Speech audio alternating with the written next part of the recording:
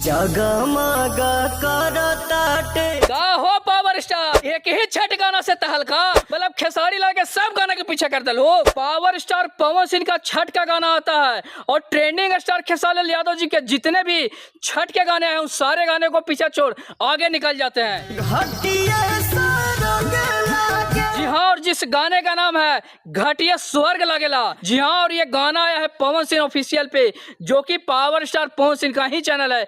और इस गाने को आए हुए अभी 11 घंटे ही हुए हैं और 11 घंटे में ही ये जो गाना है 10 नंबर पे म्यूजिक सेक्शन में ट्रेंड भी कर रहा है और गाने का व्यू भी 5.5 लाख के करीब में पहुंच गया है। तो भैया पावर स्टार है हो, पावर यहीं से शुरू होला और यहीं खत्म, क्योंकि छठ के गाने पावर स्टार पवन सिंह देते हैं और सारे गाने ट्रेंड ही करते हैं। और उनका आज के कुछ साल पहले भी ये गाना आया था जिस गाने का नाम था पवन के पुजारी। मना